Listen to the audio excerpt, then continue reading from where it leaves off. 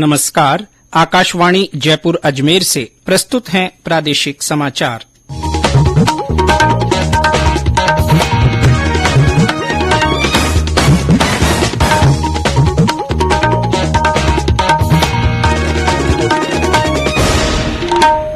समाचारों के साथ मैं जितेंद्र सिंह पूनिया।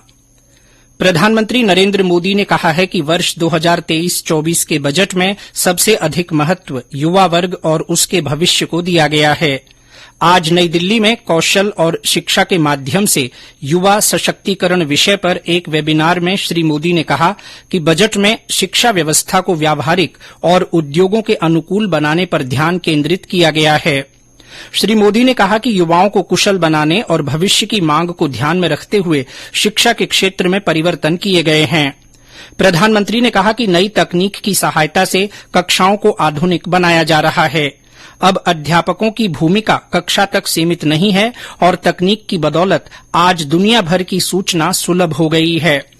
प्रधानमंत्री ने कहा कि सरकार कक्षा से इतर के अनुभव के लिए युवाओं के प्रशिक्षण और प्रशिक्षुता कार्यक्रमों पर जोर दे रही है।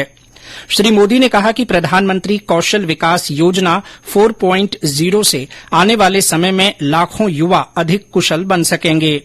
उन्होंने कहा कि बजट में राष्ट्रीय प्रशिक्षुता संवर्धन योजना के अंतर्गत 50 लाख युवाओं को वजीफा प्रदान करने का प्रावधान किया गया है। प्रधानमंत्री नरेंद्र मोदी कल आकाशवाणी के मन की बात कार्यक्रम में अपने विचार साझा करेंगे। ये मासिक रेडियो कार्यक्रम की 98वीं कड़ी होगी। ये कार्यक्रम सुबह 11 बजे आकाशवाणी और दूरदर्शन के समूचे नेटवर्क पर प्रसारित होगा। साथ ही ये news on AIR app, Akashvani और दूरदर्शन समाचार तथा प्रधानमंत्री कार्यालय की वेबसाइट पर भी उपलब्ध रहेगा। केंद्रीय कानून मंत्री किरेन रिजिजू ने कहा है कि देश में बेहतर कानून व्यवस्था के लिए अप्रासंगिक हो चुके कानूनों को हटाने का काम किया जा रहा है। उन्होंने कहा कि जो कानून देश के लोगों के लिए बोझ हैं, सरकार उन्हें तत्परता से हटाने की कार्यवाही कर रही है। श्री रिजिजू आज उदयपुर में भारत में सतत विकास, क्रमागत उन्नति और कानूनी परिप्रेक्ष्य विषय पर हो रहे सम्मेलन में बोल रहे थे। उन्होंने कहा कि ग्रीन एनर्जी के क्षेत्र में हमने सफलता प्राप्त की है। श्री रिजिजू ने कहा कि 2014 से अब तक 1486 पुराने कानूनों को हटा दिया गया है। भारतीय विधि आयोग और केंद्रीय विधि एवं न्याय मंत्रालय की ओर से आयोजित 2 दिन का ये सम्मेलन मोहनलाल सुखाड़िया यूनिवर्सिटी में हो रहा है। सम्मेलन में कानून राज्य मंत्री एसपी सिंह बघेल भी मौजूद हैं। विधि आयोग के अध्यक्ष जस्टिस ऋतुराज अवस्थी, आयोग के सदस्य प्रोफेसर आनंद पालीवाल और राजस्थान उच्च न्यायालय के कार्यवाहक मुख्य न्यायाधीश एमएम श्रीवास्तव भी शिरकत कर रहे हैं। राष्ट्रीय स्वयंसेवक संघ आरएसएस के सरसंघ चालक डॉक्टर मोहन भागवत ने आज डूंगरपुर के भेमई गांव में विकास प्रदर्शनी का उद्घाटन किया। भेमई में आरएसएस चयनित आदर्श गांवों के प्रतिनिधियों का सम्मेलन हो रहा है। सम्मेलन के दूसरे दिन आज डॉक्टर भागवत प्रतिनिधि स्वयंसेवकों के साथ ग्रामीण विकास के साथ कई विषयों पर चर्चा करेंगे। उनका कल सागवाड़ा में ग्राम सभा को भी संबोधित करने का कार्यक्रम है। राज्यपाल कलराज मिश्र बीकानेर के स्वामी केशवानंद कृषि विश्वविद्यालय के 19वें दीक्षांत समारोह में हिस्सा ले रहे हैं।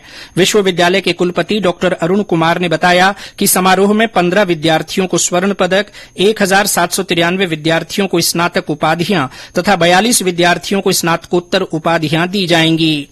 जयपुर के संभागीय आयुक्त ने तृतीय श्रेणी परीक्षा को देखते हुए जयपुर पुलिस आयुक्तालय से संबंधित सभी थाना क्षेत्रों में तत्काल प्रभाव से आज और कल सुबह 6 बजे से शाम 6 बजे तक मोबाइल इंटरनेट सेवाओं को निलंबित कर दिया है। उन्होंने एक अन्य आदेश जारी कर अलवर जिले के अलवर, रामगढ़, किशनगढ़, बास, मालाखेड़ा तहसील क्षेत्र में भी आज और कल सुबह से शाम 6 बजे तक मोबाइल इंटरनेट सेवाओं पर रोक लगा दी है। राजस्थान कर्मचारी चयन बोर्ड की ओर से आयोजित ये परीक्षाएं 11 चुनिंदा जिलों में हो रही हैं। प्रदेश में पश्चिमी विक्षोभ की सक्रियता के कारण मौसम में थोड़ा बदलाव महसूस हो रहा है। जयपुर समेत अन्य जगहों पर तापमान में 3 से 4 डिग्री सेल्सियस तक गिरावट आई है। मौसम विभाग के अनुसार करौली में आज न्यूनतम तापमान 9.9 डिग्री सेल्सियस दर्ज किया गया। वहीं बीते 24 घंटों में ज्यादातर स्थानों पर अधिकतम तापमान 30 से 35 डिग्री सेल्सियस के बीच रिकॉर्ड हुआ। कल से एक नया पश्चिमी विक्षोभ सक्रिय होने से इसका असर राज्य में भी देखने को मिलेगा। इसके असर से कुछ हिस्सों में तापमान बढ़ने की संभावना है। इसके साथ ही प्रादेशिक समाचार बुलेटिन समाप्त हुआ। नमस्कार।